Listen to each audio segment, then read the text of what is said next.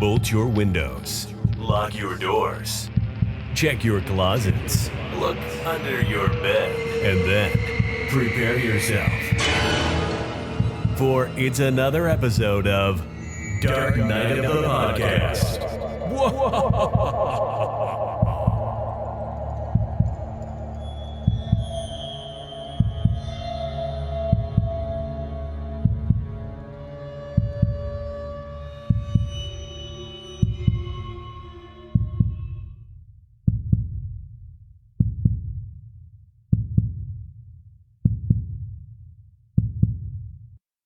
On a Monday, I am waiting, and by Tuesday, I am fading into your arms so I can breathe the pieces of me.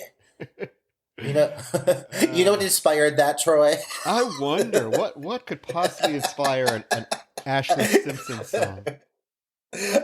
Well, normally nothing in my life, but for some reason, ever since you said that we were going to be watching The Focus of Today, which I don't actually want to say the title if they haven't already guessed it. That's your place. All the pieces. But ever since you said pieces of me.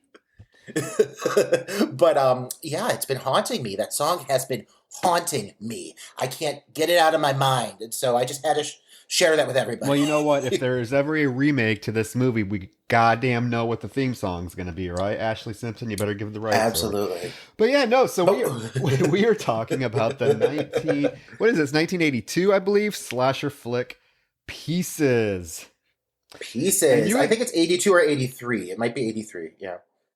But you'd never seen it before, Roger, right? No, I had not. But this is one of those films where I've seen the opening sequence. I've actually seen on a compilation of like iconic kills. I've definitely, absolutely seen it before, and so I've always wanted to see it. I've never gotten my hands on the full title, and it just never came to mind until you brought it up, and then I was like, I'm finding it, and I did. Thank you, Tubi. Was it exactly what you thought it was? Isn't that the tagline? It's exactly what you think it is. Was it exactly what it's it's so much more. It's so much more. It surpassed my expectations in a lot of ways. For some for the better, some for the worse. But overall, I mean, like, I'll be putting this one back on again real soon. Because is the entertainment factor there? Abso-fucking-lutely. This movie's absurd. This movie gives me way more than I ever anticipated getting into it. And I feel like this is a film that you can watch 10 times over and constantly be entertained by it because of the level of absurdity and unrealism. Yes, it is quite. That's the perfect word to describe this movie. I think absurd. But the entertainment value on this is through the fucking roof. It's probably one of the more entertaining slasher flicks from the 80s that you just put on and just. I mean, it's unapologetic for what it is. No fucks are given. It knows exactly what it is. It makes no apologies, and it just goes full throttle with the violence, the absurdity, the over-the-topness. It's just a crazy... The nudity. There's a lot of nudity. You get mailed. You get penis. Hello. I'll say probably, if you can say what you fucking want about Pieces, but when it comes to probably the best full frontal dick shot I've seen in a motion picture that's not a porn. It's there in all its glory. Mm-hmm. Absolutely. Oh my God. It's uncut glory and it's thick. We'll get to it. We got lots of things. Before that, Troy, I mean, like, I'm so carried away with Pieces. I have so many things I want to say. But prior to that, like, you had a very big weekend and it's very horror related. Yeah. So I think we should only take a moment to discuss your festival. How was it? You know, it was amazing. The turnout was incredible. The fans that came, the attendees had a blast. The feedback has been extremely positive. The filmmakers that were in attendance had a blast. The screening rooms all weekend were full, which I was very happy about that, because a lot of times when you have a convention that has a film festival side to it, that has, you know, the celebrities, the vendors, a lot of times the film festivals, the film screening rooms are not full. People want to be out in the mix of things. That was not the case this weekend. The screening rooms were completely full. Yes. The filmmakers that were in attendance had a blast. My job pretty much all weekend was running the screening rooms. I got to interact with filmmakers, do Q&As with them, talk to the audience about the films that we're screening and just having a fun time. It was a little overwhelming because, I was in the screening room Friday from 4 to midnight, Saturday from 11 a.m. to 11 p.m. I didn't really get to go out among the festival that much, but it was perfectly fine because I had a blast. I got to meet a lot of great people, great filmmakers, and then I got to play Oscar host on Sunday, and that was a blast. I loved it with our award ceremony. Listen, the photos looked amazing. I saw so much. I mean, obviously, you and we run with the same circles. We know a lot of the same people, but overall, like the volume of news about the film festival, the Houston Horror Film Festival, let's just be clear for those of you who are first timers, because I'm sure there's so many of you listening to our show. But no, overall, like the volume of photos and just media going up about it, it seemed like you guys had a great turnout. I think people were missing these experiences. It sounded nothing but positive.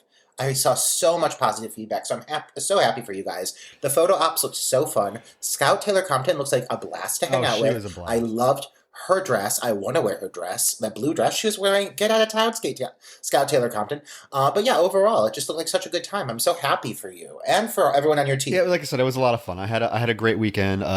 Saturday night after, sitting in the screening rooms for 12 hours, literally running 2 screening rooms on Saturday. I got to have a nice drink with Naomi Grossman at the after party. For Pepper from American Horror Story. And she's the sweetest woman ever. We just sat and had drinks and just chatted away. So yeah, it was a lot of fun. We are already planning for next year. We already outgrew our venue. So Friday, we are going to look at a possible new venue for the event because we outgrew the little Marriott hobby, which was very good to us. But, space wise, we had over, I think, about 2,500 people through the entire weekend. We sold out the hotel. It was crazy. It was a lot of fun. Hopefully, next year you'll get to maybe venture down to Houston. Now with me moving away, I'm going to have to venture down to Houston and spend the week in Houston for the Houston Horror Film Festival to help, with all of that stuff, which is perfectly okay with me. Yeah, like I said last time, it's a great excuse for you to get back there and visit those people that you care about and helped you create such a kick-ass event, honestly, for horror fans. So that's a good excuse for you to go back and visit. And I definitely intend on attending one of these next few years. I really want to. You definitely should. I mean, we had a lot of indie filmmakers there. Drew Marvick, who did Pool Party Massacre, was there. We had a lot of people. It was a lot of fun. I was surprised at how many people came from out of town, and just Tommy Faircloth, who runs the Crimson Screen Horror Film Festival, was there. He came, and he's a filmmaker. He did A Nun's Curse, Family Possessions, Brindle and Head from the late 90s. So it was cool to see these people just come and just have a blast and realize this was something that Houston needed, and I could be part of, bringing it to Houston, along with obviously my partner Tony and our other helper Scott Fontenot, who's been an amazing help. So it was a lot of fun. I'm glad, and we're ready and gearing for 2022. I can't wait. Yeah, so film submissions for 2022 should open soon, so stay tuned. And we have a cool trophy. It was really cool having filmmakers in attendance to actually accept the awards. That was fun. But yeah, enough about that. Follow it on social media, Houston Horror Film Festival on Facebook, on Instagram, and you can learn all about it. We have more pressing things to talk about, such as chainsaws and nude women puzzles and all that fun stuff. So what about you? Big uncut dicks. Oh man, honestly, I got nothing, which is all fine and good. I have a few things coming up in the next few weeks. I'm filming a movie called Leviticus. It's a gay slasher with some religious roots. It's gonna be fun. But honestly, no, I finally was able to just have a full week here, back in the States. Nothing really going on. That was great. I'm kind of, getting my bearings.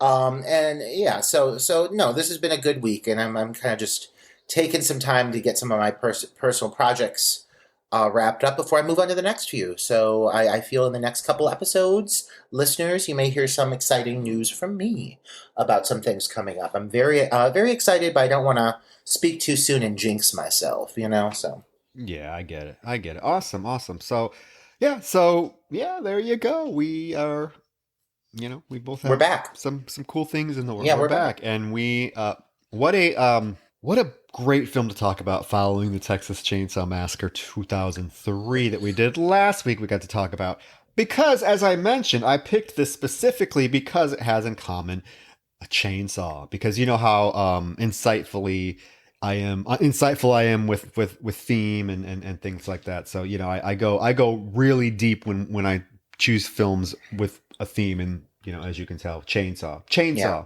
That's my theme, chainsaw. Not just chainsaw. Double Chainsaws galore excitement. In this film.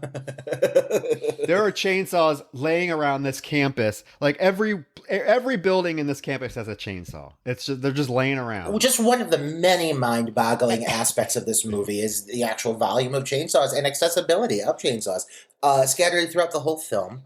But no, yes, you're absolutely right. What a fine title to follow up our last entry, and I think that this one takes chainsaws to a whole other level, a level that I did not anticipate, and I'm very excited to discuss it with you. I feel this is a Troy classic pieces.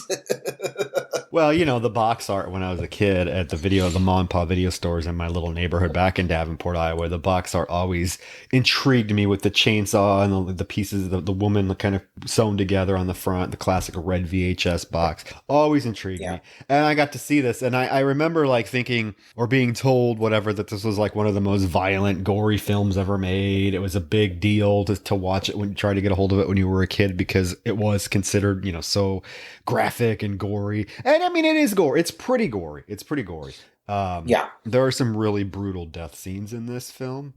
Some of them are super effective. Some of them are a little hokey, but overall, I think, this one really is a violent, gory film. In its pieces. It's directed by J. Scott Piquer. I hope I'm saying that right. Did you look at who the director was? Man, this is one where I figured that was going to be your duty. Yeah, see, and I already screwed it up. It's J. Piquer Simon. Oh, yeah.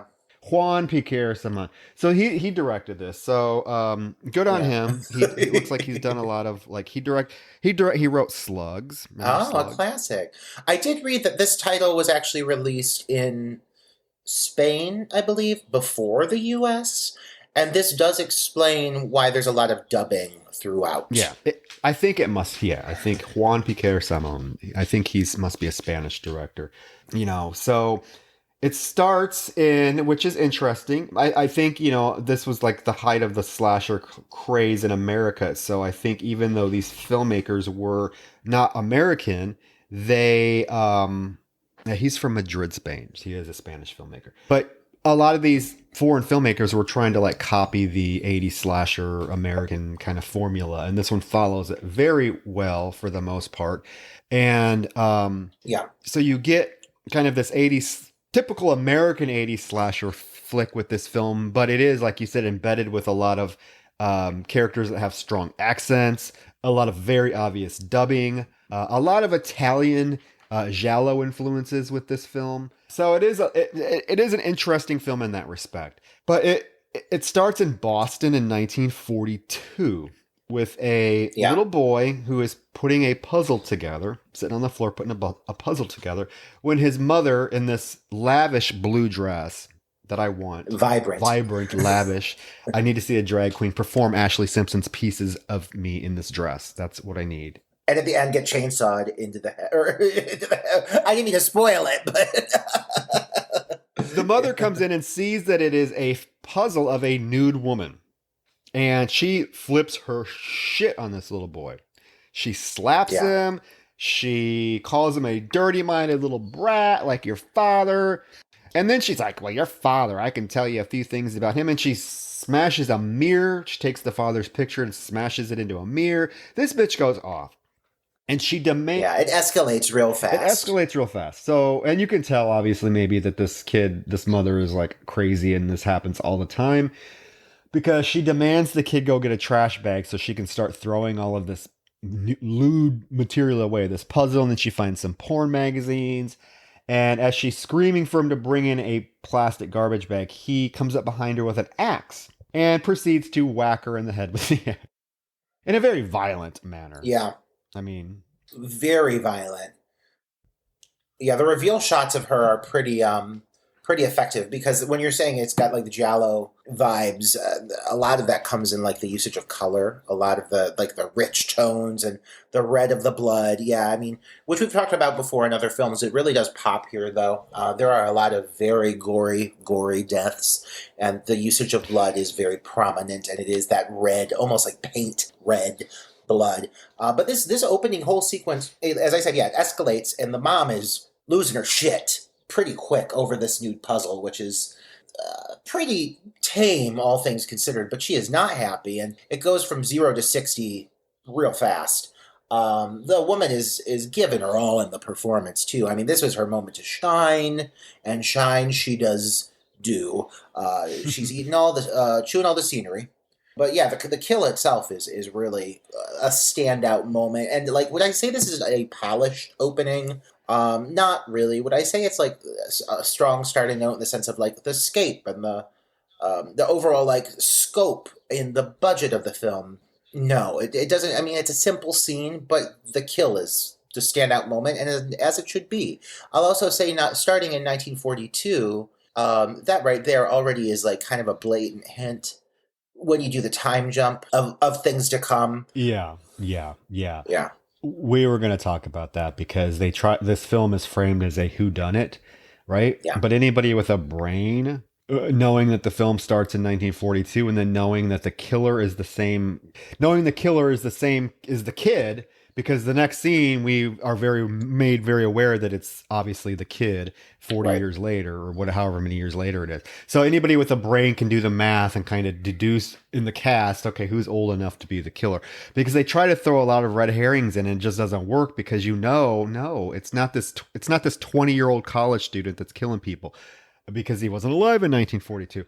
But anyway, so the scene progresses. The kid then proceeds to get a saw and saw his mother's head off. Okay, it's not enough that he whacked her to death with an axe. He saws her head off. In the meantime, there's this like old bitty nosy neighbor that's like knocking on the door, freaking out, and she goes and gets the police, and the police come in, and the little boy hears the police come in, so he actually hides in the closet, and the old biddy and the two police officers come in the room, and it's just covered in blood. They open one of the closets, and the mother's head is sitting on the dresser in the closet. And this is hilarious because it really is a non-reaction by everyone involved. I don't know if you caught that. The old lady goes, "Oh goodness," and like none of the cops say anything. You see a decapitated head sitting on a dresser, and the old lady's like, "Oh goodness," and the cops just shut the door, and they're like, "Oh, okay, well." Yeah. Even the effect itself, like you get a close up of it, and of course it's on like a cabinet that goes all the way to the floor because like they actually had the actress in it, I'm assuming. Yeah. But then it cuts to like a shot of like a wide shot of like the head like on the table in the background, and it's like a blatantly different. It's like a fake, like a very fake head. And I mean, this movie does not do a lot to cover up its effects. I'll say this right now: a scene might be well executed in the sense of how it plays out, but that doesn't mean every effect hits the nail on the head. You know, I mean, there are several times. Oh yeah, there are several times, but I just liked it that there was like a non-reaction. I mean, yeah. And then the little boy is in the next closet, and the police open the closet door, and the little boy's in there, and he's like, "Oh, big man, where's?" So he's obviously trying to make it sound like someone came in and killed his mom, and the police just accept it, apparently. Like, there's no investigation. There's no, like, fingerprinting. There's no, like, hey, there's an axe laying right on the floor because the axe is still there. Yeah, the child is covered in blood. Yes. Did they take fingerprints? Or no, they just believe this little boy. And what did he do with the body? Like, he sawed the head off, but the body is not in the room. So how did this little 8-year-old boy, what did he do with the body is what I want to know. Let's also be clear, this movie is chock full of plot holes and like twists that make absolutely no sense. Like, pretty quickly you learn that the killer, the focal killer, who is obviously the boy, still has the dress and the shoes of the mother doused in red paint. But I mean, I'm sorry. Yes. How does he have them? Like, How?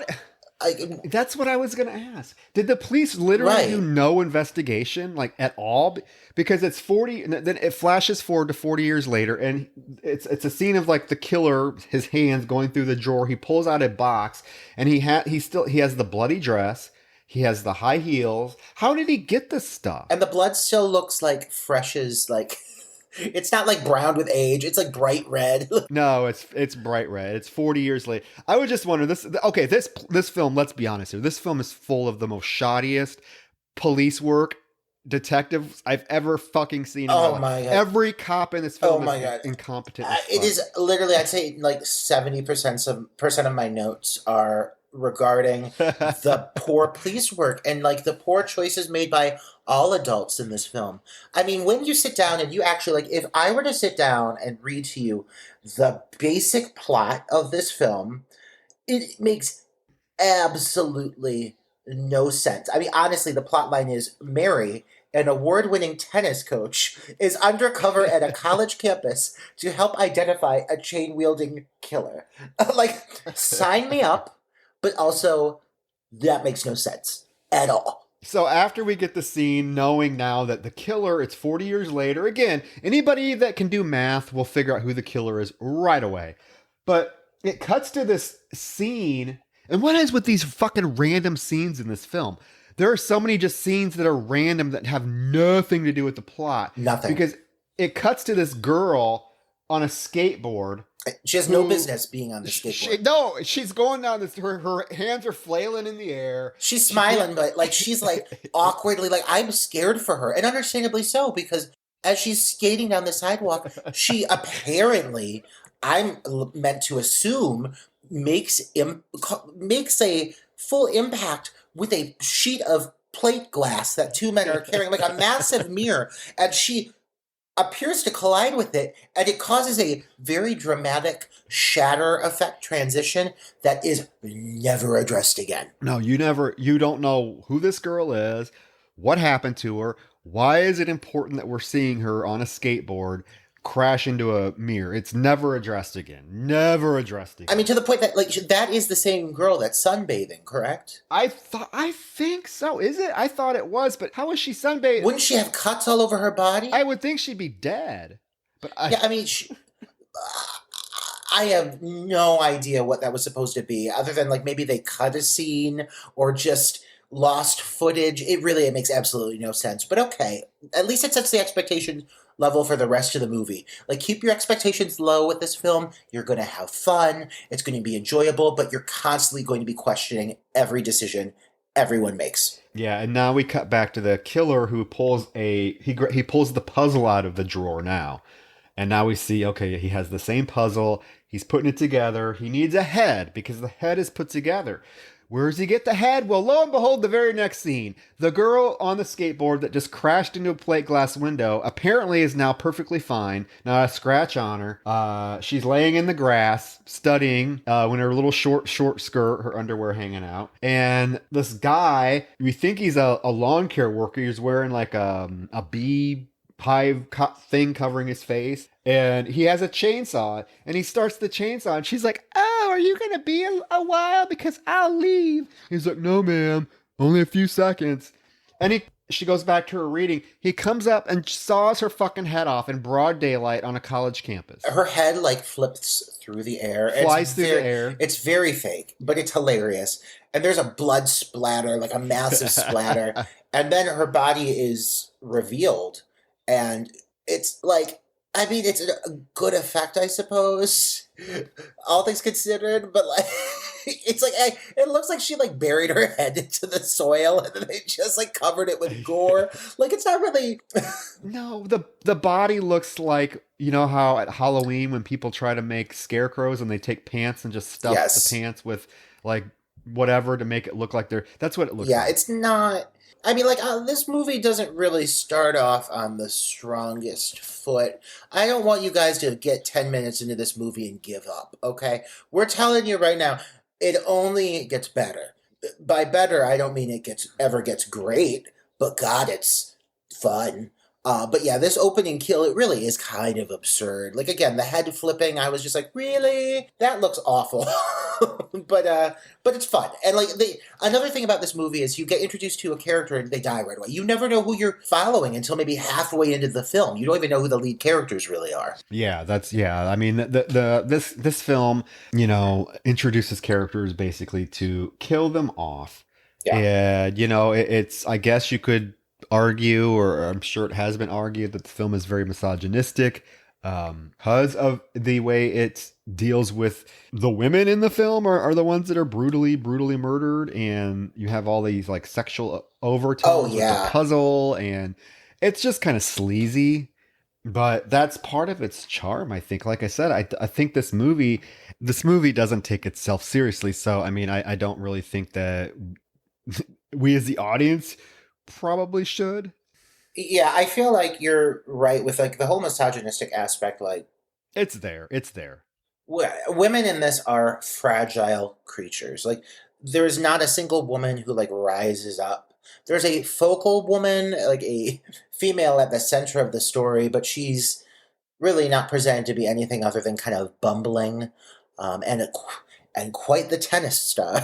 but but overall, yeah, the women in this never really um, are given the opportunity, are granted the opportunity to step up as strong female heroines. They're always the damsel in distress, and often are rendered nothing but limbs and torsos by the end of it. Pretty much, that's what it is. It's the women here are definitely treated as objects. I mean, it's the film's called Pieces, for crying out loud. So, okay, so the police show up at campus, obviously, and they're there to talk to the dean. We get introduced to the dean of the college, who is this like very proper older gentleman with a English accent that's very theatrical. Like, it's very proper, very stern, theatrical. Yeah. He almost gives off a Tim Curry vibe, kind of like a like the way he speaks, like the form of British he uses is it's very like oh. Which at the end of the movie doesn't.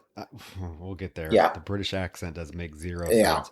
There's a random scene now of these kids that are like, did you see that the kids are smoking pot in the hallway of the school?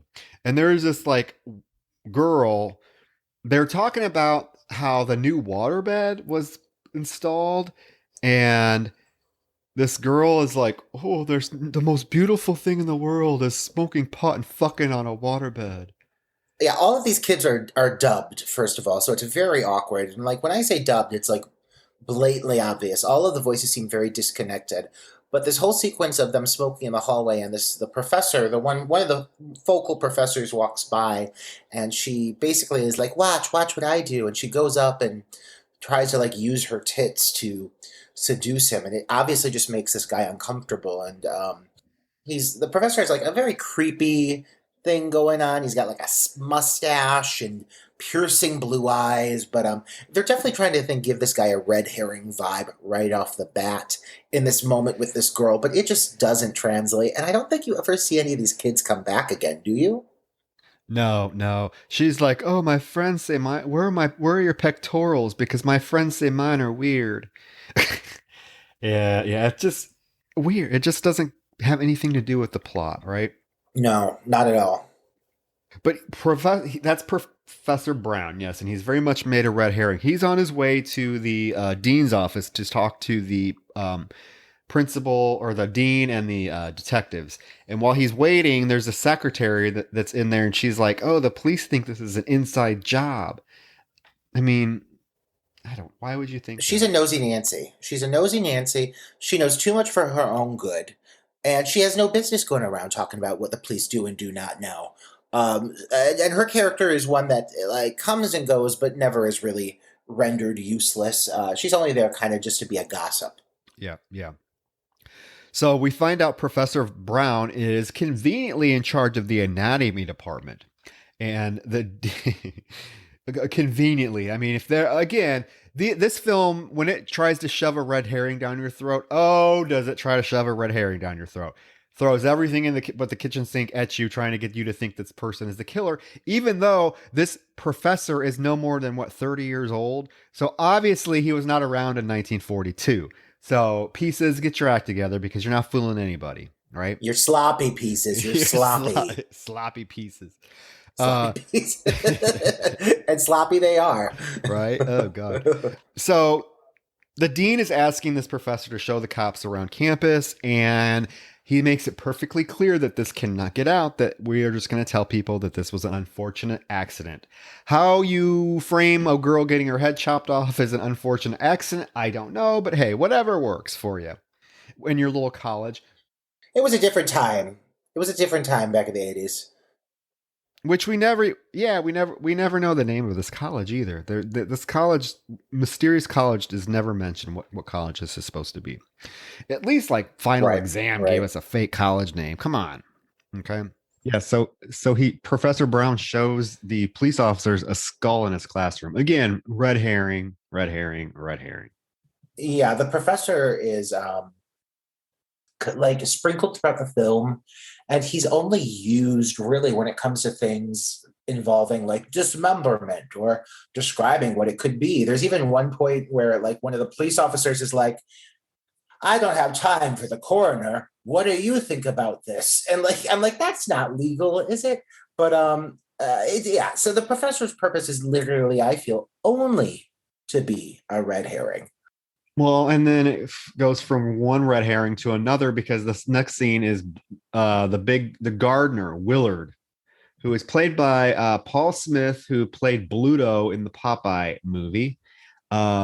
He's in this scene, and he has this chainsaw that he is lovingly petting and smiling at. Yeah, the red herrings in this film could not be any more suspect than it's almost comedic at times. Yes, he's literally holding this chainsaw and petting it and smiling at it.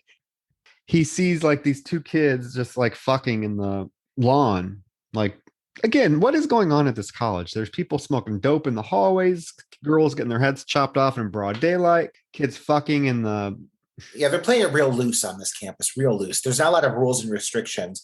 I do also want to acknowledge a line really quick that was said by the lieutenant when Arthur, the professor, asks him if he knows anything, how things are going.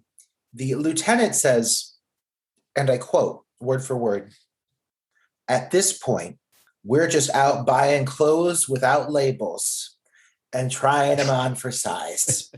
And that's just like an example of the kind of dialogue in this film. Like, it makes sense when you really think about it. Like, yes, it kind of makes sense, but like, who has ever said that? Have you ever heard that statement?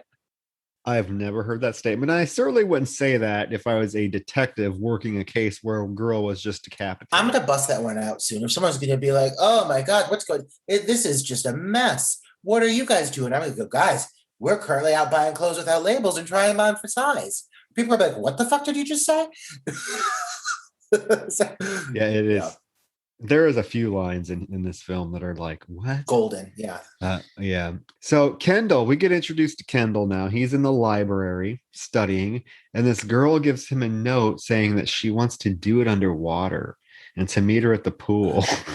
Yeah, apparently she knows that Kendall has a horse dick because she is not at all subtle about this. This woman, this blonde nymph-like creature who proceeds to get up and sashay away in a pair of fabulous, shimmery, shiny denim jeans. They look great. I'd wear them today if I could. She wants that dick, and I don't blame her, girl. I don't blame you. He is cute. Yeah, he's cute. He is cute. Button. Who's got the button? Kendall's got the button. And he has the dick. He's got the dick. And he's got the ass, too. We see it all, guys. It's coming. We see it all. He throws the note away, but he misses the trash can. So this mysterious black gloved hand comes into frame and picks the note up and sees that this blonde is going to the pool to meet Kendall. And she literally proceeds to go to the pool. And this is a public pool, right? This isn't a college. Yes. She gets topless. Well, first of all, she strips down her like underneath her day wear is a string bikini. Like it's no big deal. Like I'm saying, it's like a string bikini. This is something you wear at like a Fort Lauderdale beach, not when you're doing laps in a pool at your school campus. You'd get written up for that kind of nonsense. But so yes, she removes her full wardrobe to reveal this very small bikini. It does not leave a lot to the imagination. And then after that, she says, fuck it. And then she takes off the top of the bikini. So why are you even wearing the bikini to begin with? And it's a public, like anybody could walk in at any right? time. At any time. She's, nope, I'm going to take my tits out and get in this pool. I don't give a shit. But nobody in this pool or in this school seems to really care about these things because, as we learn, plenty of people are doing things that could easily be exposed, including things involving chainsaws, willy-nilly, like it's no big deal. People are revving chainsaws left and right in this movie. So I don't think anybody has any concerns about what people are going to be suspecting in this college. No, she gets into the pool, and at the same time, this killer dressed in a trench coat, and he's always kept very much in the shadows. You just see his silhouette with the trench coat and this like top hat thing. Fedora, maybe, I don't know what it is. Yeah, he looks like the Shadow. Remember like the old, like from like the 1940s, like the Shadow knows. He was like a slick detective with a fedora, and he was always shadowed. He looks just like that. Yeah. So he proceeds to get the giant pool net as this poor girl is swimming, and grabs her by the head with it, and is able to pull her to the edge of the pool to get her out. He gets go down. He does. This girl is the stupidest. She deserved everything. She's inept. Because she's inept, and she's completely deserving what she gets. Dive down into the. You could easily get out of that. B, she's not even pulled by this thing for maybe 5 seconds, and she's like passed out. Like just he gets her out of the pool, and she's laying there flopping around. She's passed out. She passes out. She can't move. You think like what did he do? All he did was pull you into even when she's swimming laps, like she's coming up for air, swimming back and forth. Like you would see this mysterious figure. I don't care how shadowed it is. And so he's holding this net out, trying to like get it under her head. And it doesn't seem to be a very easy task, but like somehow he manages to get her. I just don't understand how she didn't see this huge net hovering towards her face. She's very, very, very incapable of defending herself. Yeah. He gets her, and then while she's laying there unconscious from 5 seconds of being held underwater, he goes and gets this chainsaw and revs it up, comes at her, and all she does is back away and screams. And oh my God. This scene makes me so angry. All she had to do is roll back into the pool. Yeah. I mean, there was he can't take a chainsaw in the pool. No, there's a whole pool there. You stand there and scream your fucking head off until somebody hears you. You're in a college campus. Well, and it's a chainsaw. Like, it's not like he can really come at you like with rapid speed. Like, he's awkwardly lumbering at you with a chainsaw. Like, there's a lot of things she could have done to defend herself. And you're right. Like, she's underwater for like, I don't know, 6 seconds. And then she's laying there. She's like, oh my God, I'm coming to. And she like looks up and has plenty of time to respond. And instead she just kind of scoots back on her butt and lets the guy dismember her. Dismember her, he does, because Willard goes in and after this happens and just finds all of these body parts laying on the floor, and then a chainsaw, a bloody chainsaw, the same looking chainsaw that he was just petting lovingly in the last scene. Yeah, it's like a yellow chainsaw, and there's blood all over it, and the cops come in and he proceeds to attack the cops. Like, yeah, like I don't understand the reasoning here. Does he think maybe like in his mind, oh, they're going to think it's me? I'm sorry, but this is only adding to the suspicion, Willard. The whole battle sequence in which they have to beat him over the back with a bar of wood to subdue him. Another awkward series of choices, but hey, this movie's good for him. It's nothing but bad choices beginning to end with this film. Yeah, so the police officer finally gets behind him and puts a gun to his head in the most dramatic way, says, "Hold it, or I'll blow your brains out." Oh, Willard, yeah. But the paramedics at the same time are low. It's so funny. It's not funny, but it is just, you have to see this. They have a gurney and they're like literally picking up the pieces of the body and just setting them, piling on the gurney, and they end up carrying it's like a tray of dismembered body parts out of this pool. Well, and nobody is wearing gloves. No, and he took the torso. The killer took the torso because he needs a torso. So yeah. Yeah, you'll notice that with his kills, each time there's a body part missing. Mm-hmm. But yeah, again, everybody involved with the police or the medical teams that are dispatched on these murders, not one of them knows proper protocol. Everything is sloppy babies. The coroners aren't wearing gloves. They're zip-locking body parts. The cops are making a nonstop barrage of horrible choices, as you're about to find out. None of the cops who are like sent out to assist are capable of defending themselves ever. It's overwhelming. Well, and this is the scene where they call in the professor to get his professional opinion about whether the chainsaw could have cut this body up.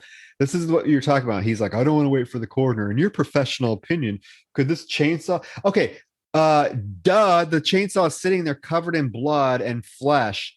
What do you think, Mr. Detective? What do you think was used? To which the professor even says, he's like, I'm no pathologist, but even a layman can see it was done with this very chainsaw. I'm clearly, it's there. It's covered in blood. Like, what was that? Really the question on everyone's mind right now? Is this specific chainsaw the chainsaw that was used? Yes. Is it not a matter of finding out who wielded the chainsaw at this point? But the cops are taking it slowly, step by step, with this whole thing. Yeah, some things they're a little aggressive about, because the professor actually, he touches the chainsaw and he gets yelled at. Oh, you destroyed evidence. Well, bitches, you weren't wearing gloves when you're loading all these body parts into the gurney. So Now you're going to worry about evidence. But a good red herring addition there, because let's be real. Professor Arthur, with his creeper stash and his piercing blue eyes, is only there to be a red herring. So that only added, in my mind, I honestly was thinking, this guy's the killer. And that was a sneaky way of his getting away with having fingerprints on the chainsaw. Lo and behold. But these cops aren't fingerprinting. These cops aren't doing anything. They're just yabbering back and forth. They're incompetent. Yeah. So the detectives proceed to talk about how they want to get 2 undercover female officers to come to campus and basically be bait for the killer. And somehow they bring Kendall into their plan, and basically they let Kendall do whatever the fuck he wants. They make him like a secondary detective. Like they tell him shit that they have no business telling him. They're like, oh, you can have, hey, yeah, you're come along. You're gonna be undercover with what? I got a lot of issues with this movie in the sense of execution and storyline, but this is the one issue that I just simply cannot look past. And it's the fact that they, from day one, openly and willingly decide to involve a college student who is also a suspect, mind you, because he was in the gym when Willard entered the gym. You see Kendall, he basically, you can tell that he thinks he's being caught for sneaking into the gym, so he books out of there. And at first it's kind of like what is implied, and then Willard sees the body. But so this kid is a suspect, and the sergeant's like, you know what? I believe him. Not only do I believe him, I like him. And I'm going to involve him in everything. Yeah, everything. I think maybe the detective saw his dick and was like, okay, yeah, I need to keep this guy close. Guys, it's coming. And let me tell you, it does not disappoint. And it's going to come up consistently throughout this interview, or this review, because it's impressive, to say the least. But yeah, no. So this child is now apparently an honorary police officer. He isn't on it. They treat him like literally. They treat him like he is a detective. They let him go gather evidence. They let him be in the interrogation room. They let him do whatever. They ask him to take care of the vixen who's about to come into play. They ask him to keep an eye on her. It's very, very out of line. But whatever, it's Kendall. I can forgive it because it's Kendall. But the next scene is aerobics class at this happening college campus. There is a 5-minute aerobic routine we are treated to. These gals are selling it. They're all selling it except the rear left-hand corner.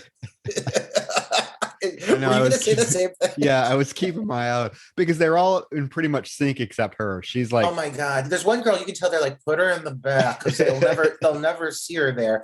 And then they frame the angle so all you see is her, and she's always like one beat off from the rest of them. And it's so excruciating to watch this poor girl.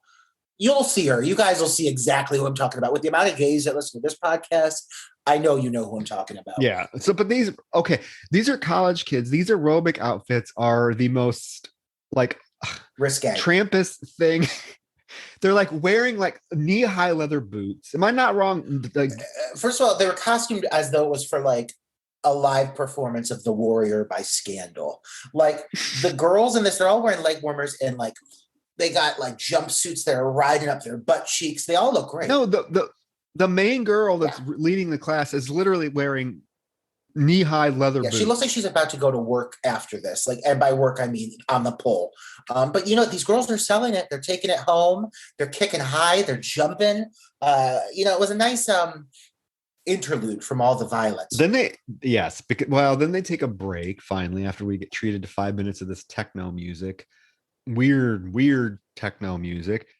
One girl has to go to the John, as she says. I have to go to the John. And this is a school, right?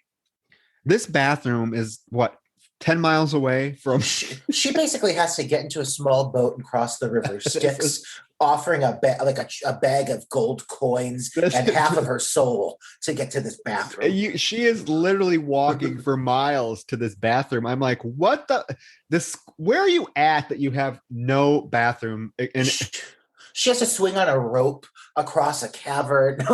No, but seriously, she's not walking too. She's like shuffling it home to Dixie. She's like sidestepping, like going over her dance routine. This girl's really making every minute count with the spotlight. And another girl finally she gets to the bathroom, and some girl comes out of the bathroom. Where'd this girl come from? Because there is a perfect formation of girls in equal amounts during the aerobic routine. I don't know.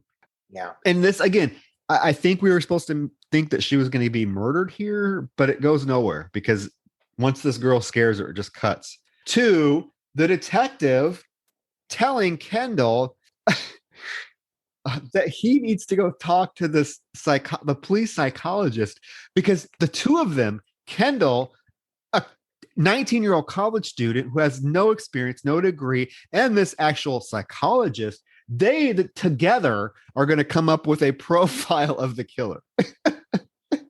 Kendall is in so deep. He's in over his head already, but he seems so willing and eager to work with these police officers. If I was Kendall and I was already exposed to the things I'd seen and experienced, which is being attacked by a school staff member when the custodian physically battled him and he had to beat him with that bar of wood, seeing multiple dismembered bodies of my fellow students, I'd be like, fuck off, incompetent, inept police officers. You really think I want to take on this job? Absolutely not. But Kendall is gung-ho. He's all about it. Oh, he's bright-eyed and bushy-tailed and ready to go. With those chubby cheeks, he's so handsome.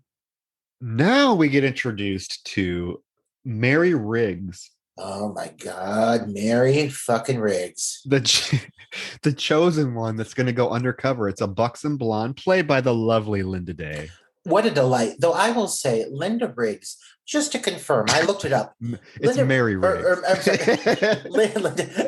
Mary Riggs. Mary Riggs is Linda was 38 years old when she filmed the part. She looks kind of rough. She's not looking a day past 50 in this, but she's looking her age. What unfolds with her character and another character, I think is completely inappropriate. And very much in line with the other mistakes made over the course of time within this film. But yeah, shit's about to go down with Mary Riggs, tennis star and undercover cop, I believe. Yes, She's just doing a favor. she is a tennis celebrity apparently, Yeah. because when Kendall, of course, because Kendall's there at the police station when she gets announced that she's going to be, he's like, oh, I recognize you, you're Mary Riggs. So she must be like the Serena Williams of the tennis world back in 1982. I don't know. In this film, Which makes it makes even less sense than, I mean, okay, so now you're telling me that this celebrity tennis star was coerced into assisting small town police officers on a college campus. I'm sorry, it doesn't make sense. So apparently the chief of police has somehow procured Mary Riggs to go in as like the tennis coach for this college. And she's like, oh, I've been so bored. And he's like, well, you put a lady in an office shuffling papers for 6 months and she'll volunteer to do anything. Very sexual innuendo.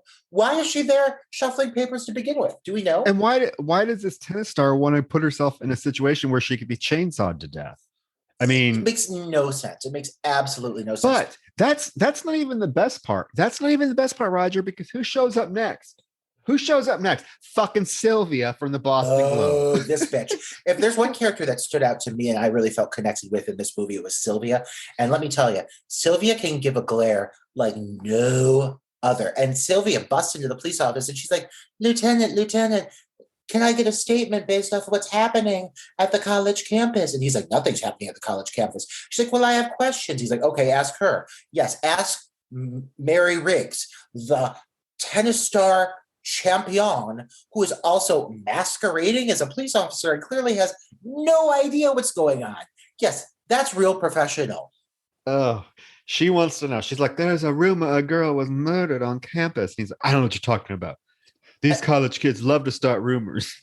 Nonsense. And she's wearing like a dramatic Shakespearean collar. I love it. She looks like, she reminded me of, speaking of, we brought up Italian Giallo at the beginning of the episode. When she comes on the frame, she looks a lot like Daria Nicolodi from the Argento film. Yeah, she does have she's got like that big eye, she's stunningly gorgeous. I'll say that. Yeah. And she has some of the best scenes in the movie. Oh, well, and if they would have just told her what she wanted to know right there, she would not have stuck around. She would have went back to the Boston Globe and wrote her a little article, but that doesn't happen. And what happens to her is pretty fucked. That's one of the most. I mean, it is one of the more impressive sequences in the film. But I will say that the lieutenant, before, sicking Sylvia on her with her death glare, shooting lasers at Mary Riggs, the lieutenant does say, Mary, we're shorthanded. I have nobody to back you up. And that was the obvious solution to assigning a student who's technically should be the main suspect to, quote unquote, keep an eye on her. Like, that was the reasoning that he provided to her. We're shorthanded. Thus stick by this child. Yeah. So if you get chainsawed, hey, we're sorry. Then we get to see Miss Riggs in all of her tennis playing glory, which goes on for a good 10 minutes. And it's like a tampon commercial. Like, literally, there's two girls, they're batting back and forth. You get a whole audience. And I was thinking the whole time, is this a tennis tournament? What is going on here? Because you have an audience. Even the dean is there watching. You have a whole audience, and they're like, they're, as the balls go, their heads going. Well, if you notice, she's playing opposite Susie, who's a character who comes back into play eventually. But so she and Susie are apparently in the midst of quite the match. And I think everyone's coming to watch Mary Riggs because she's a champion tennis player, or so they say. But if you watch her play, she sucks. Well, beyond it sucks. Mary Riggs never moves from her single mark. No. She's planted in place. And you can tell that someone's just hitting balls to her. And she's like, they're like really making it sure that the balls come exactly to Mary Riggs so she can just hit them. Like, she's not moving. The other girl she's sweating. Her hair's tasseled and all over the place. And she's just wild. And she's running all over trying to stop Mary Riggs from winning this game. And Mary Riggs just cannot be stopped. The ball comes right to her every time. She's literally planted in one spot. That's what I was thinking. I was like, okay, this is the tennis, world-renowned tennis champion that doesn't move from literally one spot. And then they make they make sure she wins, right? Obviously. And she is so proud of herself. She's so proud of herself. I'm like, Mary Riggs, you beat a 12-year-old girl. Like, what are you so happy about? Uh, and people are like congratulating her and acting like it's like she just won Wimbledon. It's like, oh gosh, okay. Mary's reliving her glory days, is what she's doing as a faded 54-year-old dame who was once a champion back in 1952. So she gets introduced at this point to Kendall. And this is the point where she meets Kendall for the first time, correct? Yeah, well, she meets the dean, and the dean Yes. He's like, you need, oh, such a wonderful display of sportsmanship, Mrs. Riggs. You need to come to our faculty tea party. And she's like, oh, I would love that. And then she tells him that Willard is being released because of lack of evidence. Well, no fucking shit. Well, beyond that, though, like, did he not physically attack police officers? Yes. Like, is that really a good idea to release him? I thought that was a crime that would get you, some sort of punishment, but apparently not. But no, because then what's her name shows up again? Fucking nosy Sylvia. Yeah, nosy Nancy Sylvia.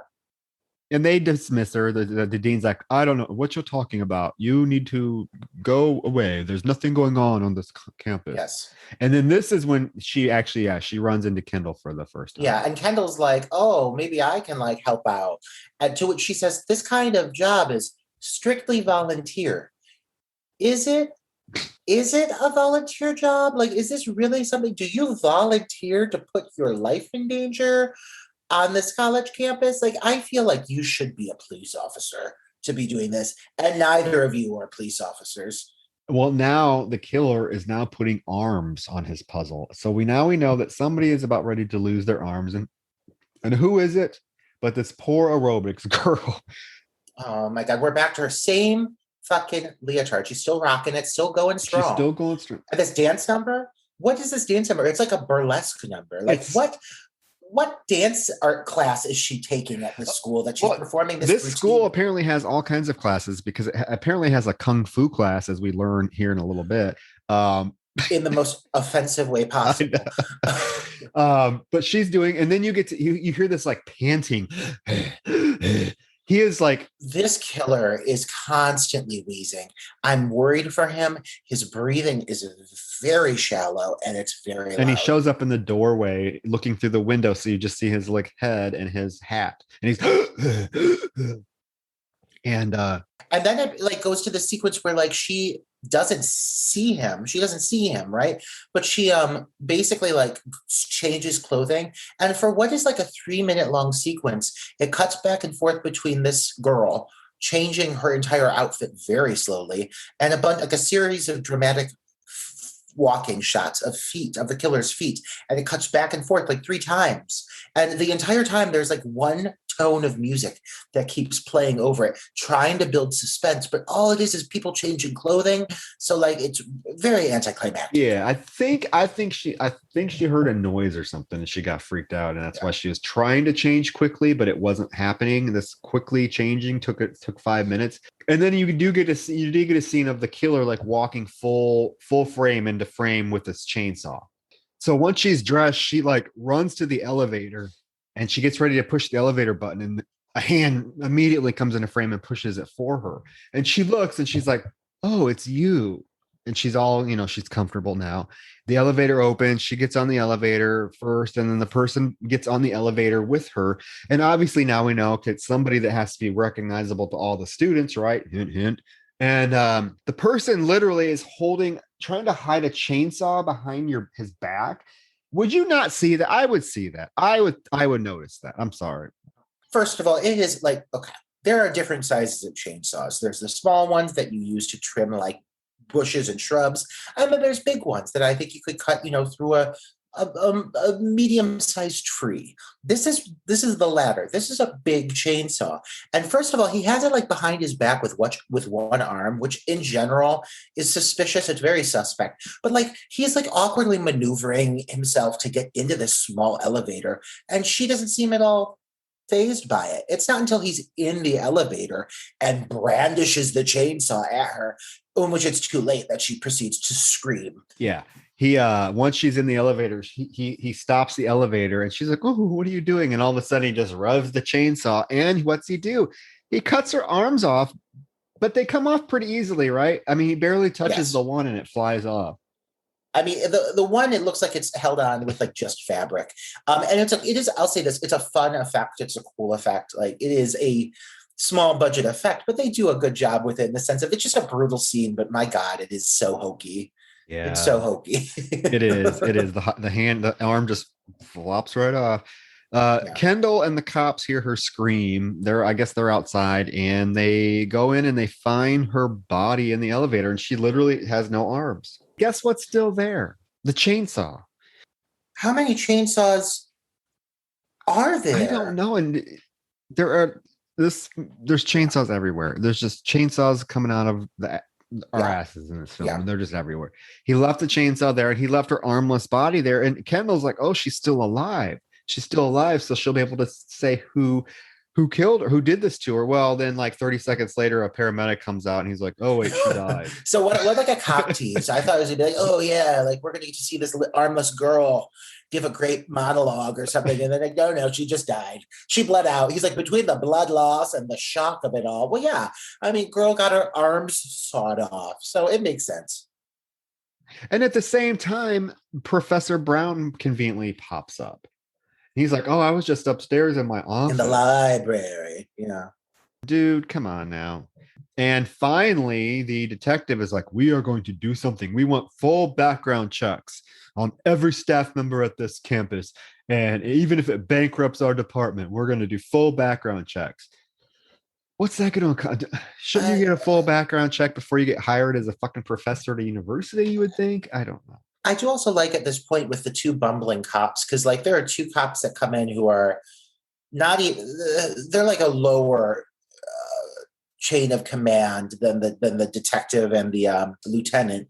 But these two cops like are trying to get into the building when everything's happening, and Kendall like of course just happens to be near, and so he runs up and helps, and Kendall like takes charge of the situation. And then when they find the body, he like the cop pukes all over the place, and Kendall's like, "Go get help." Like Kendall is like, he's on top of his shit. This is apparently his dream to come true. He's like, go call the detective right now. There's a phone in the custodian's room. He's far more capable and competent than anybody else in this film. Oh God, yeah. He is. And okay, so you know what though?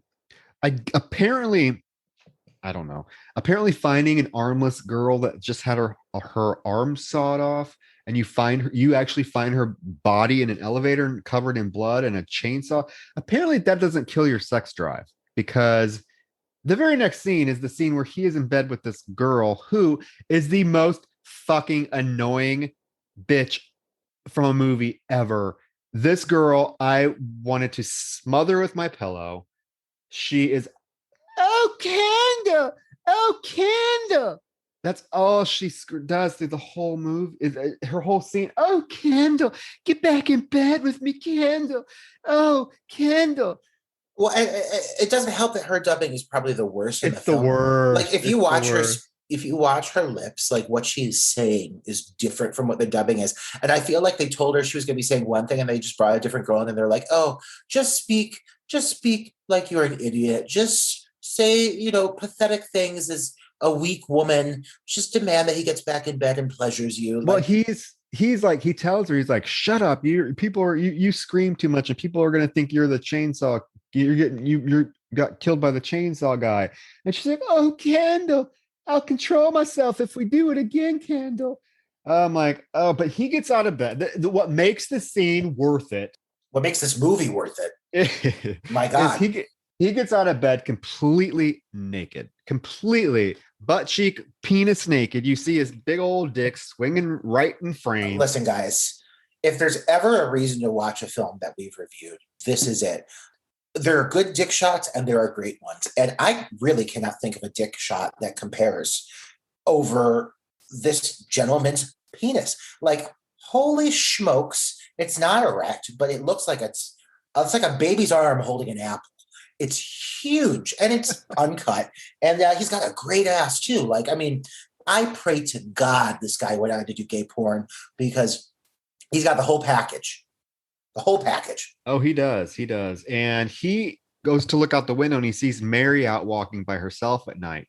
And as she's walking now, we do get a scene of like the killer is apparently following her because we keep getting cuts of the chainsaw kind of following her along as she's walking. But yes, and she's being very mysterious. Like, I don't understand why.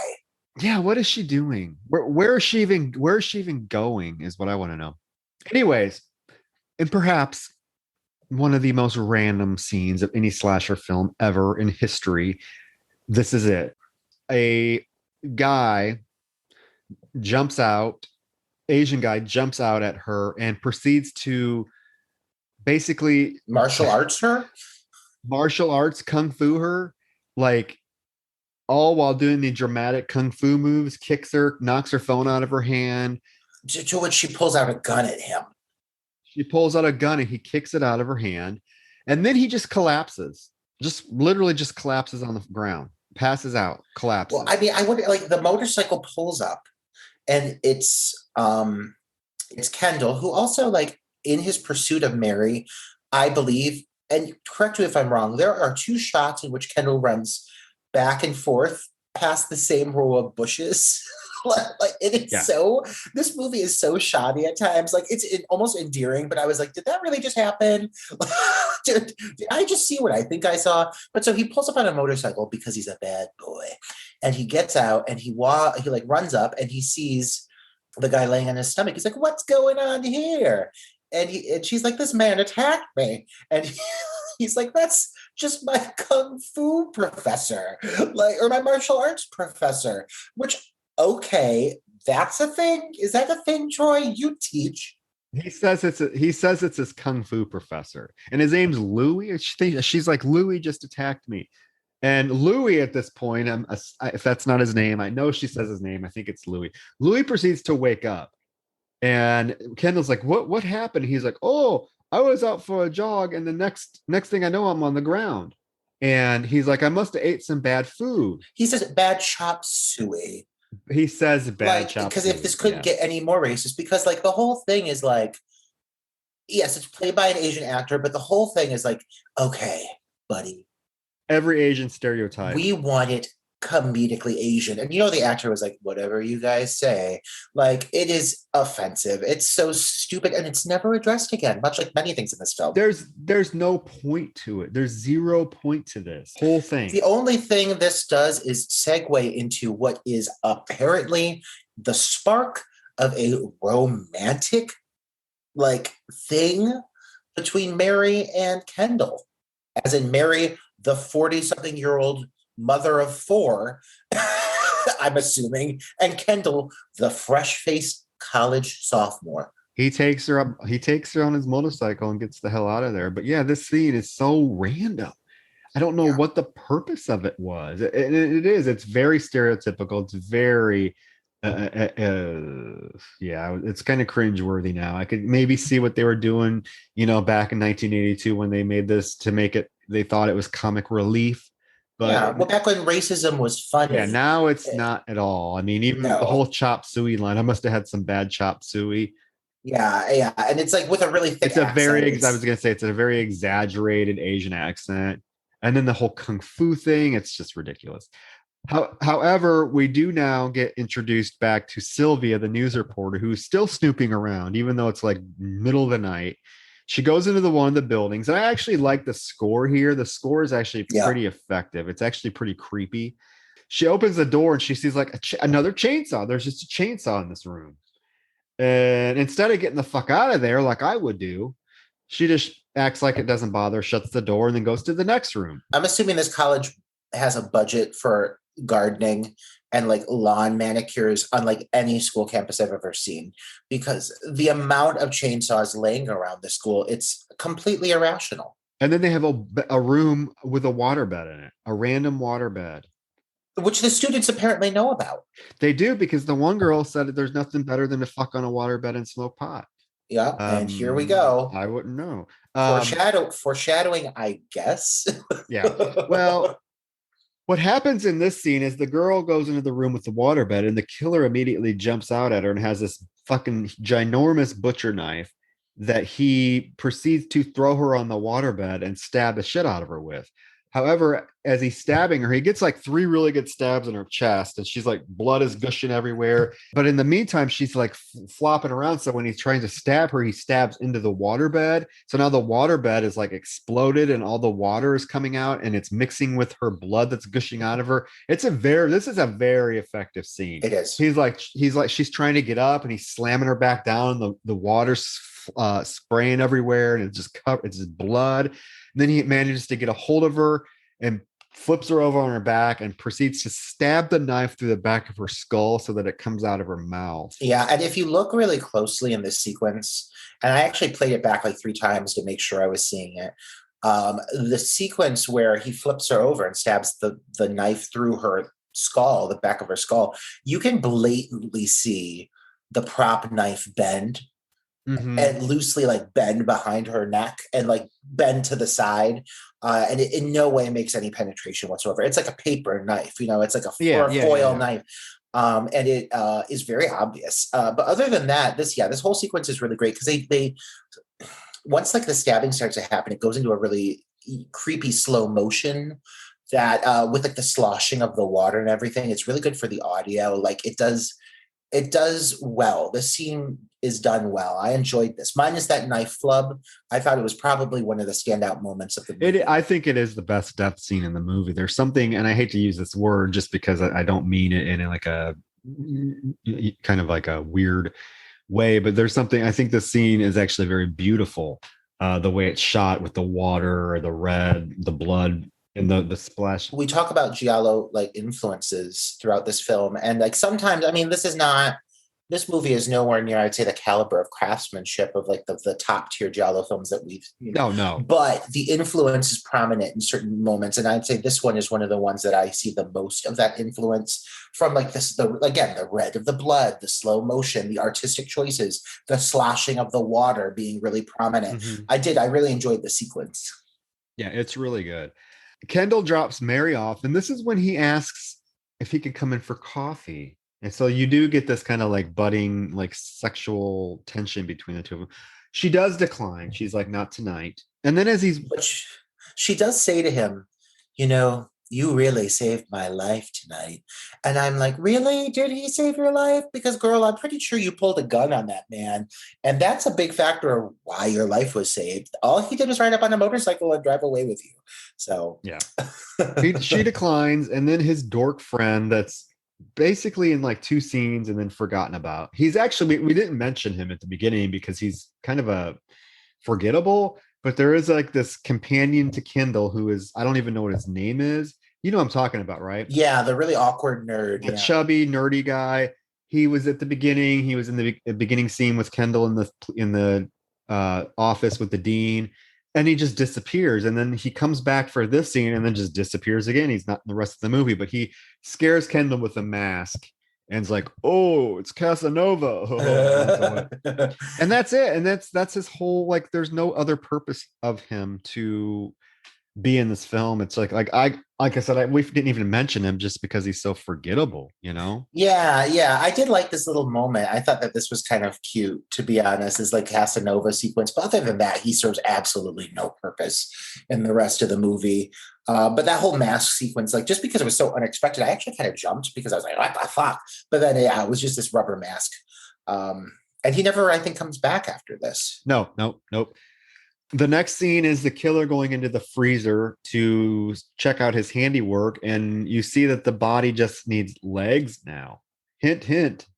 Because now it's the girl that Miss Riggs beat earlier. She's playing tennis by herself. She's doing some practice. And then this is the scene you're talking about, this loud school song comes on over the speakers and is like blaring the entire time. It's so fucking obnoxious. She throws a fit. She's like pissed because obviously it's disrupting her concentration. So she throws a fit. She leaves the court, the tennis court, to go into the locker room and take a shower. Of course, she's butt naked. Troy, how many women had to get naked to make this movie come to fruition? Because it is absurd. Like every other scene is a gratuitous nude sequence. And it's not just like a nipple here and there. It's like full bush.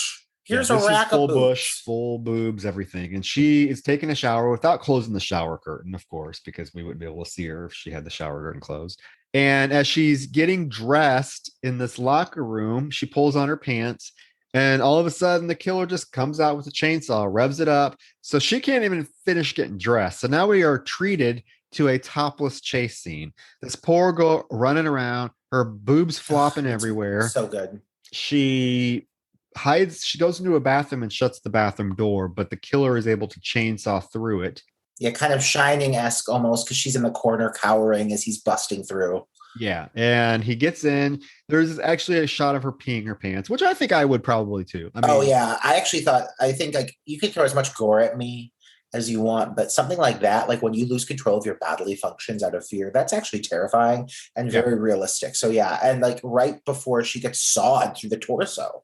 Yeah, and I would have liked to see her be able to fight back some, but I guess she just cowers there. And again, these girls and the women in this film, like we mentioned, are just portrayed as like helpless victims. I guess one thing to be said though is like when you're fighting against a chainsaw, like what do you do? Like a knife, okay. I don't know. I would at least try to like just flail. I would just like once he got in the bathroom door, I would just charge and try to get past him. I mean, if you're gonna get killed, at least go down with a fight, right? But yeah, I will say though, the saw shot going through her, pretty fucking like ace. It's really a good. It's not a long shot. It's just enough, but it has like the pulp and texture of flesh, and it really is one of the. I'd say her kill is one of the top kills for me as well in the movie because you only get just enough of it, but it's enough to make your skin crawl. Yeah, it's gross. Blood splatters everywhere, and Kendall and Mary, of course, are walking around the campus, and they run into Willard slowly. It keeps cut. Yes, they're just walking. And they run into Willard and they're like, hey, why is this music playing? And he's like, I don't know. Maybe they're testing out the system. And apparently Willard is like okay with Kendall and Kendall's okay with Willard, even though like a couple days ago, Willard physically attacked him in a pool and then he had him put in jail. Willard still has a job after attacking police officers. So, everything seems to be fine and dandy with these two. So Willard shuts the music off, and as Willard and Mary go into this little room to shut the music off, Kendall is going to explore, and he actually finds the body because he comes out of the locker room and he's like, oh my God, there's another one. And Mary goes in and you do get a reveal shot of her body basically cut in half. Like her bottom half is missing and the top half is sitting there and guts are hanging out of it. It's pretty gross. Yeah, it's pretty good in the sense of how well they did with this effect. Like it's it almost has like a kind of like a vibe of something you'd see from like The Collector, or The Collection, where like they'll pose the limbs with the torso in like a really almost artistic way, and it's really creepy. Really, I like this reveal a lot. You see like a trail of intestine coming out of her torso. Yeah, and so Mary comes out of the locker room, and this is when we get the famous, ever so famous line from Mary Riggs, is that the guy was killing her, or while we were out here, that bastard was in there killing her. And then she goes full force for an Oscar win, right? Yeah. Where she screams at the top of her lung, bastard! Bastard! 3 times. The third one too, she's like, bastard! Like she just like unleashes fury. Oh, I've never seen such rage in a woman. She's a woman scorned, and she will have her vengeance. So now the killer has given the body legs, and he's trying to put the mother's shoes on it, but they don't fit. They keep falling off the feet. So now we know, he's going to have to find some different feet or something, different shoes for his whatever this is, this woman. His contraption. Yeah, who's giving me like hardcore May vibes, like the movie May, because he's making his like perfect woman. Yeah. So Mary catches up with the professor, and again, these people are just sticking around this campus. How many people do you see, or do you have to see be killed until you're like, you know what, maybe I should go? maybe this isn't the best idea. Or maybe we should close the Yeah, school until right. this is solved. Because lives seem to be in danger Yeah. on a regular basis. Yeah, but nobody cares. So she's walking with a professor, and he's very like hostile towards her. He's like, he doesn't want anything to do with her. And he's like, you should be more careful about what you ask your colleagues. You're new here. And she's like, well, I just want to know, what's going on. Who am I, who am I working with? He doesn't answer her. And then she does run into Kendall, and with like a very aggressive stinger. Like they try to make it a jump scare, but Kendall like walks up to her with like a smile on his face. And he's like pleasant, and they like try to make it a jump scare, but it does not work. Yes, so Kendall is going to apparently go to the detective's office, the police station, to look at some files to go over files, because now this kid is allowed to look at files, to look at police files. They even say you're basically an honorary police officer. That shouldn't be the case. You should be certified. You should have gone through the proper education to do this. You would think. And Mary wants to talk to the dean, but Kendall does say, the dean isn't going to be available till 7. He has something he does on this particular night. And then you do get a scene where Kendall is literally going through files at the police station, just going through willy-nilly, opening the cabinets, pulling out the files. I thought these things were confidential. Apparently not, because he's just going through, having a gay old time. And at the same time, time must have passed, because now it's 7:00, because Mary Riggs shows up at the dean's house, and he is overly friendly to her and overly wants definitely to make her some coffee. He is persistent that she drinks some coffee. And as he's making her this instant coffee, we do get a scene of her asking, yes. He asks her, do you want cream or sugar? And she's like, well, cream and maybe some saccharin. And he's like, oh, you're trying to watch your figure. So we do get a little scene of him putting like drops in this coffee. And the first time you don't know, oh, maybe this is the saccharin, right? But he brings the coffee to her, and she tells the professor that she wants to talk about Professor Brown. And he's like, oh, okay. Would you like more coffee? It's only been like 30 seconds since she's had would you like more coffee, Mrs. Riggs? So she's like, oh, okay. So he goes and gets her more coffee, puts more drops in it. She inhales that first cup too. Like it's like he gives it to her. She chugs in one sip. She chugs it down. He's like, "Would you like more coffee?" And she's like, "Oh, that would be nice." Like this woman is parched. Back at the police station, Kendall has found something interesting, and he found a file that someone has changed their name, right? So the sergeant's like, I'm going to call records, and they find out that the person who changed his name was, lo and behold, the dean. I like that it took this college student to come in for literally 10 seconds. And not only, he's only there for a moment, eating Wendy's. And God, Kendall makes that Wendy's look delicious. He's chugging down a Frosty with like the full Wendy's logo. Like they must have donated some money to this production or something, or catered it or something. But God, he's selling it. And yeah, and literally he like picks up a file. He's like, hey, look what I found, within seconds, something that the cops couldn't put together in weeks. Yep. So they find out that the dean was actually the little boy whose mother was murdered. And now they're like, well, we better rush over there because Mary's there. So, and then it cuts back to the dean's house, and he's talking about how Professor Brown is a homosexual. Oh, and he's talking about it with great disdain. Mm-hmm. Oh, he was a homosexual. Professor Brown is a homosexual, and I do not know what to think about that. Talking about his lifestyle and everything.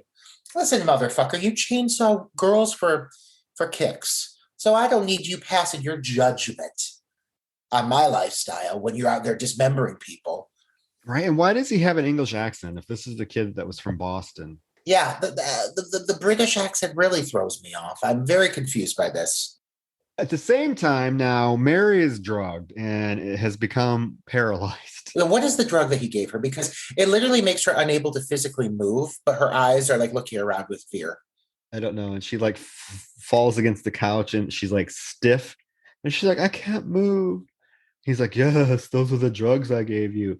And he like looks at her feet and like pulls her high heels off. And then he goes and gets some plastic to put out under her feet. And he's like, I don't want to make a mess. Yeah, he's pulling like a whole like American Psycho, like laying down a tarp.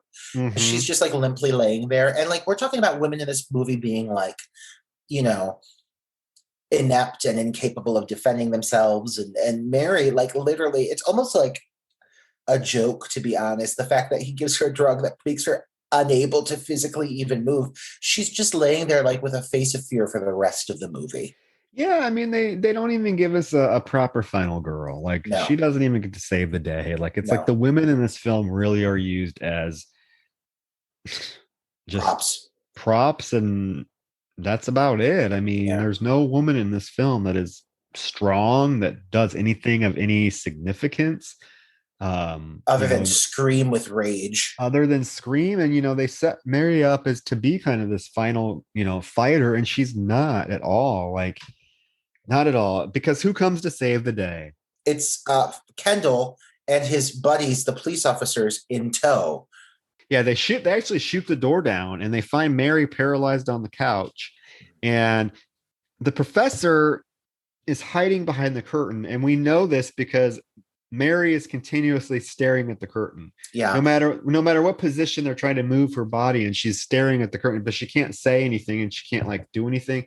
But her eyes are fixated on this curtain. Yeah. And at this point, this is out like the film has like morphed into a weird episode of Matlock because like you have these like two older police officers, you have like a middle-aged woman, and you have like an older like assailant, and they're all like everybody is at least in their 40s aside from Kendall, and everyone's moving kind of slowly.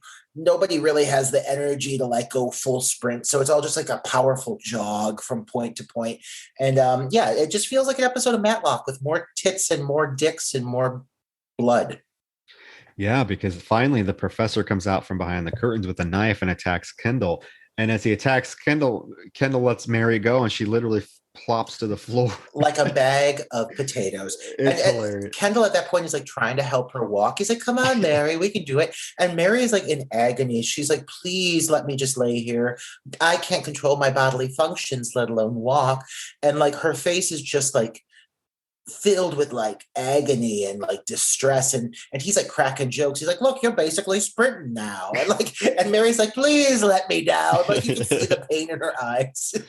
But he drops her and she falls to the floor and she can just stare and watch as the professor tries to stab Kendall. And you see the knife get closer and closer and closer until the detective comes in and shoots the professor in the head. There's not even like a big struggle or a big, like, you know, how we like our slasher movies where there's a chase scene or a struggle. It's pretty quick. It's right to the point. But like the dean is like when the gunshot goes off and like it's smack dab in the middle of the dean's forehead, and it's like literally just like a splat of red paint. It's very I mean, aside from being a bland effect, it's just really, yeah, anticlimactic. Like I would expect for a movie like this that's dealt with a villain like dismembering people and chainsawing women, I would anticipate like going all out for the final sequence, and it really just kind of is like a deflated balloon, like. Yeah, it falls flat. It's rushed and it falls flat. There's no suspense, no anything. And like I said, anybody that has a brain knew who the killer was this entire film. Like just the timeline of it, the events. He's the only one old enough to be the killer, based on the opening scene that we find out is 1942. Yeah. So once the professor's dead, they're in the apartment clinic cleaning stuff up. They do find the puzzle, and they're like, "Oh, she's pretty hot."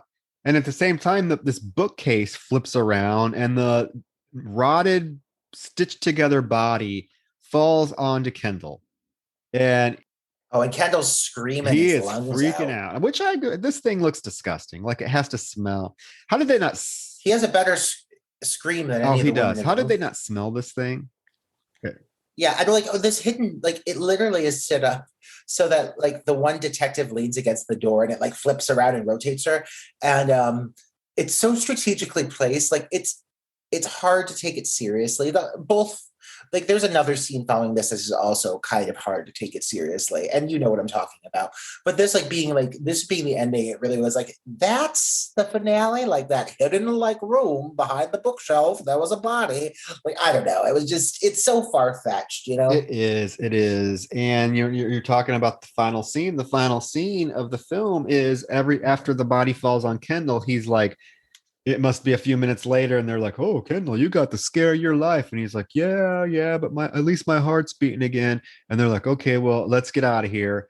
And the body of this pieced together woman is on the floor under a sheet, and Kendall's like, "Oh, well, I got to get my jacket."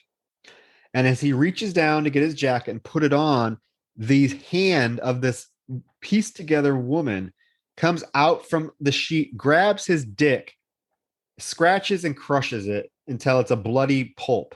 Oh my god! And he's just screaming as like you see her fingernails just dig into through his jeans, and they rip off that beautiful horse dick. And I was like, "Oh my god, are you really going to crush me like this at the end of this movie? You're going to leave me with that? How dare you, pieces!"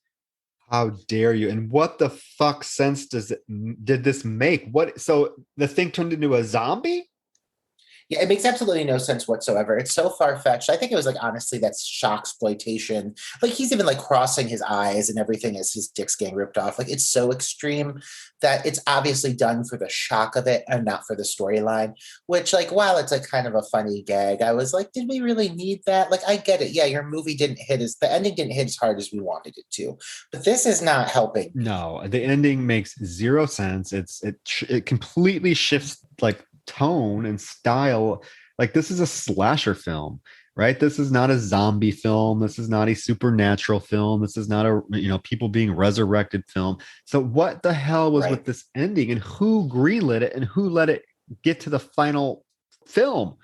Like, yeah, I wonder if, like, based off what we're saying, I wonder if they felt that the original ending was just, and I mean, I have no way to say this is the case. I'm just curious. Like, I wonder if that the original ending just wasn't hitting, and I wonder if they felt they needed something more. You know, like I wonder if they felt like they needed that additional oomph because, like, it ends with a shock. Is it a good shock? No, but like, at least it's something big, but like I was not really a fan of the ending. It was kind of in the moment I was like, haha, and I was like, oh, that just yeah, I mean, sense. I almost would have just preferred it end after the body falls onto Kendall and he screams, and it could have just ended there, and that would have still been I think more effective than what we get. They didn't need like this. They didn't need this particular scene to follow that. The film would have been perfectly fine ending after the body falls on him, because we get to reveal the body, and that's all you really need. We don't need this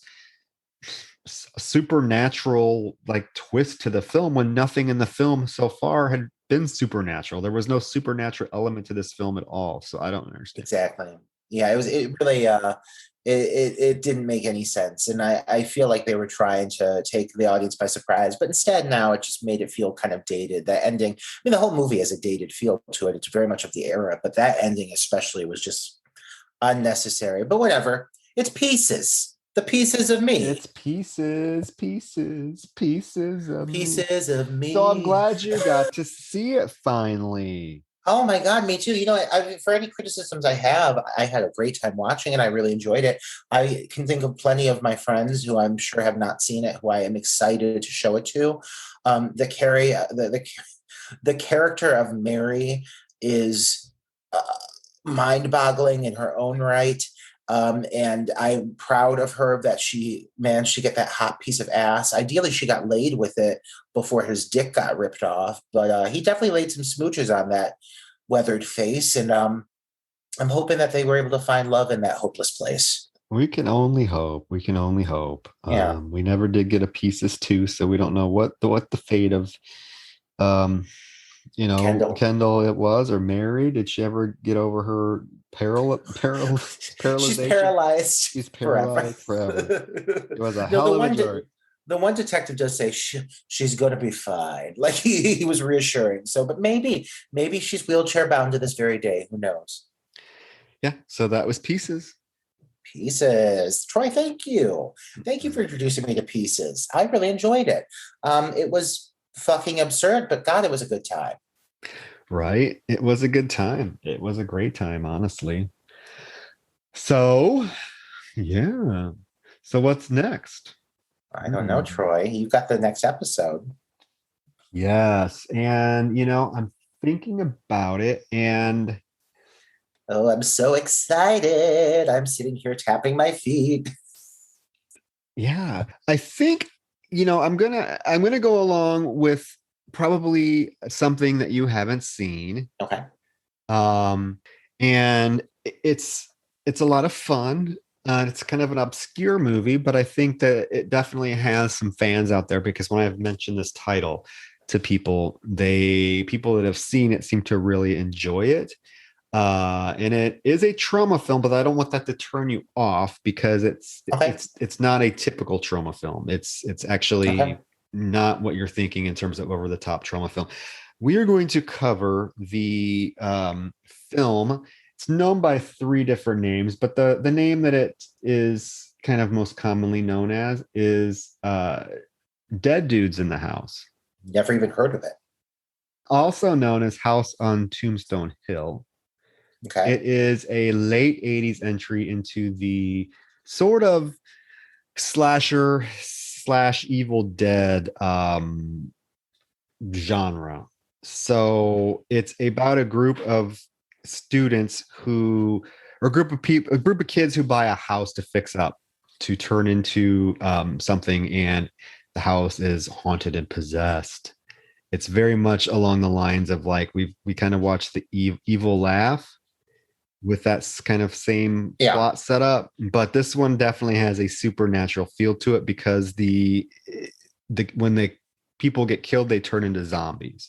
Yeah, yeah. Oh, So right up my alley.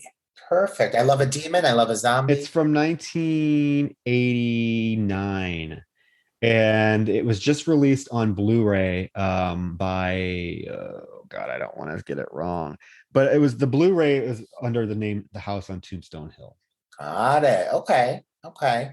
Well, I'll definitely have to get my fingers on that one because, like I said, I've never heard of the title, but I mean, it sounds quite tantalizing. I can't lie. Yeah, no, I think you will enjoy it as much as you enjoyed Pieces. It's a lot of fun, and it doesn't get the attention that it deserves, which is why I chose it. Choosing more obscure movies can be good and can be bad because a lot of times when you choose an obscure movie, if people have never heard of it, they might not listen to the episode. Right. But I do feel like this one needs to be more well known. Well, and And I also feel that the obscure ones, as much as they are like what you just said, it might, for all of the fans that it might turn off because they're not familiar, there's also the diehards that want to hear the titles that don't get as much attention, because how many times have I heard a podcast on, I don't know, Mhm. Cabin in the Woods, or, there's a lot of titles that are great, but like you hear so many opinions of them, you're only going to hear so many variations before it starts to sound like the same old, same old.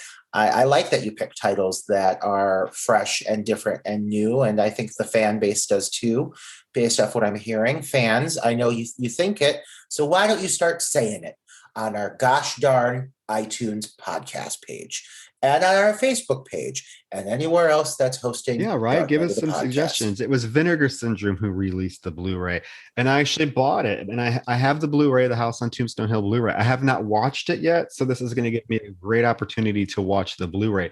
Because when I first saw the film, I rented it on a VHS, and it was very dark. It suffered from that kind of dark syndrome of that you saw a lot of these VHS slasher films in the 80s suffered from. When you rented them, you could barely see what was Right, going on. Like The Mutilator, for example, and right. To All a Good Night, the VHS transfers were very dark. And then when they release the Blu-ray, you see shit that you never saw before. So I'm hoping that's what happens with this particular title. Yeah. But I do really think it's one that you enjoy. And again, people that I have mentioned this title to really love it.